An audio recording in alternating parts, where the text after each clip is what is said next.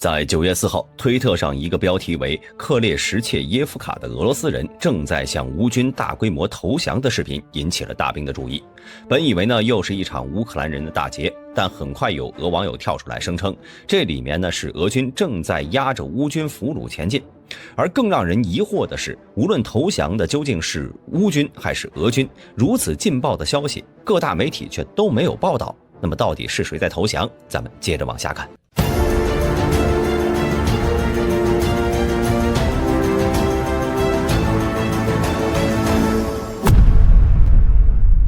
关于投降的消息，最早的出处是在9月4号下午2点，推特上的乌克兰非官方媒体所发。视频呢是由乌军的无人机拍摄的，画面中几十个士兵排成纵队，在巴赫穆特附近 K 村阵地的树林里穿行。但是由于无人机的画面过于模糊，所以很难从士兵的衣着标志上来分辨出这些人究竟是乌军还是俄军。但视频的标题已经注明了，这是一队俄军正在向乌军投降。该视频呢，也在乌克兰各大电报群中疯传。看到这里，或许有人有疑问了，K 村不是很早以前就被乌军拿下来了吗？为什么还会出现俄军投降的事情呢？的确，早在7月下旬就有消息传出，乌军拿下了 K 村，这里被认为是乌军进攻巴赫穆特的跳板。为了拿下该地，乌军在巴赫穆特南翼派出了第3突击旅、第22机步旅、第53步兵旅以及第80空突旅和俄军交战。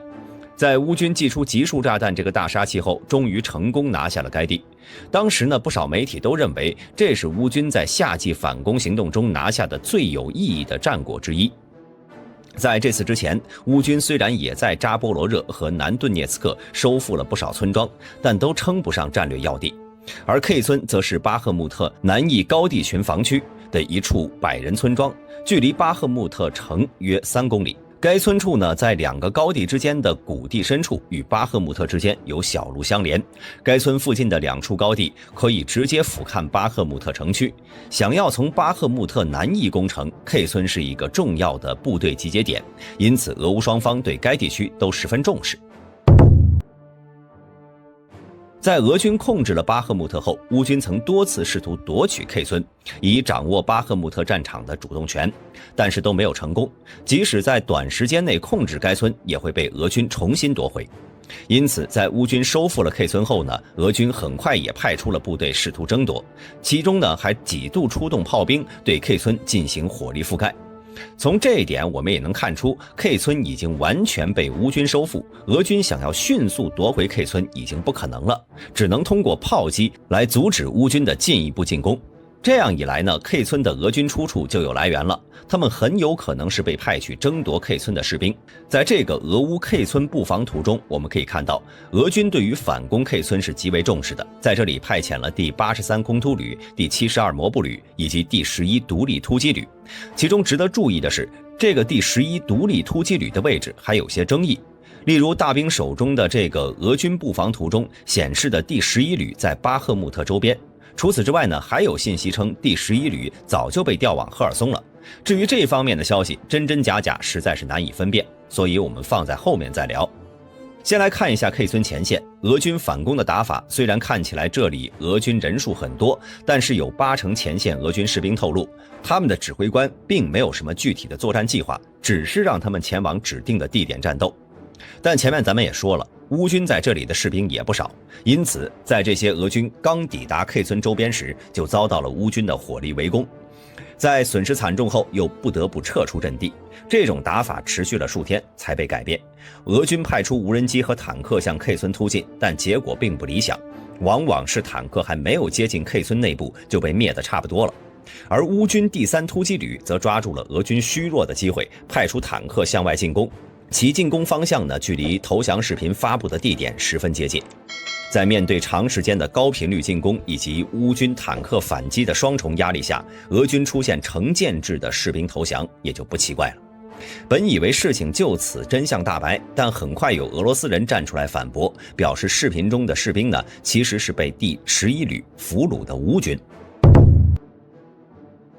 视频下方的评论区也出现了2个阵营，其中呢，有人还特别指出了在视频第19秒的时候出现的那位抱头行走的老兄手臂上有乌军某部队的臂章。大兵在看了原视频后呢，对这位网友的眼力也是十分佩服呀。毕竟视频实在是太糊了，哪怕有人说爆头的那个人是大兵，可能都会有不少人相信。再加上各大媒体也并未报道此事，因此在这方面呢，大兵确实无法给出反驳的理由。不过我们可以从最近 K 村的战事以及附近的部队来分析一下，究竟是谁在投降。K 村争夺战可以说是巴赫穆特战场近期为数不多的几次知名战斗了。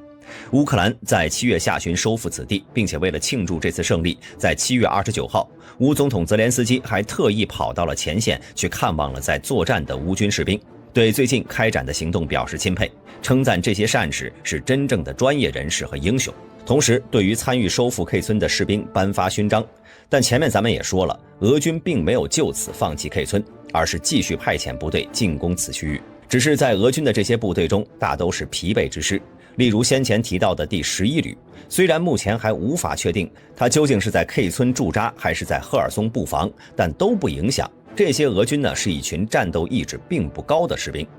其指挥部在去年7月份的时候，在赫尔松被海马斯摧毁，其副参谋长帕维尔·基斯利亚科夫中校也在这场袭击中阵亡了。其中值得注意的是在该旅的指挥部被摧毁前，还闹出过大新闻，有10名第11旅的士兵因拒绝在乌克兰作战而被指挥部锁在车库里了。根据当时电报频道的说法，该旅至少有78人想要退出乌克兰战场，但迫于指挥部和督战队的压力而不得不继续作战。而那些坚持不作战的俄军士兵后来也被带走了，下落不明。据了解，从开战到去年7月，第11旅已经损失了大约一半的人员。这些人当中呢，包括伤亡和所有拒绝继续战斗的人。虽然尚不确定该旅在后来是否有部分人员被调往巴赫穆特协防，但就以该旅的士气来看，确实是不乐观。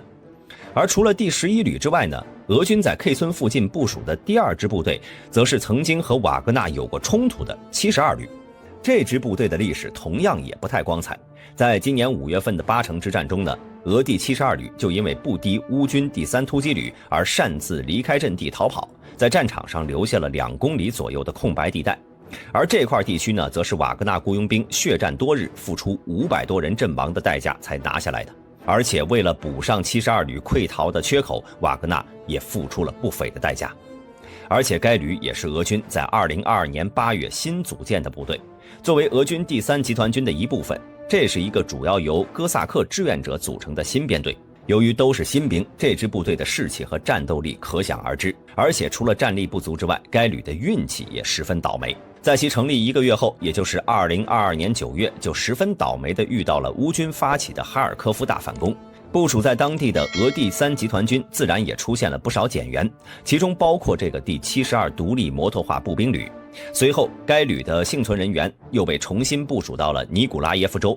但很快又在去年10月份乌克兰南部反攻期间受到重创，随后就失去了这支部队的消息。等这支部队再次出现的时候呢，已经到了巴赫穆特了，而迎接他们的则是如狼似虎的乌第3突击旅。那么乌克兰那边部队有没有可能向俄军投降呢？这里我们来回忆一下前面提到的乌军在此地派出的部队，分别是第3突击旅、第22机步旅、第53步兵旅和第80空突旅。其中第3突击旅呢，不必大兵多说，该旅的前身是大名鼎鼎的亚速营，在乌克兰收复赫尔松后被编入第3突击旅，此后呢就一直在巴赫穆特周边作战。虽然该部队也曾经在战场上遭受重创，但其战斗意志还是很强的。不少曾经被俄军俘虏的亚速营成员在被释放后又一头扎进了战场与俄军作战，而其他的几支乌军部队情况也差不多。虽然他们当中也都有曾被俄军重创的经历，但毕竟眼下正处于乌军反攻阶段，在反攻与保家卫国的2道 buff 加成下，大家认为他们会成建制地向俄军投降吗？欢迎在视频下方留言。本期视频到这里就结束了，我是大兵，我们下期再见。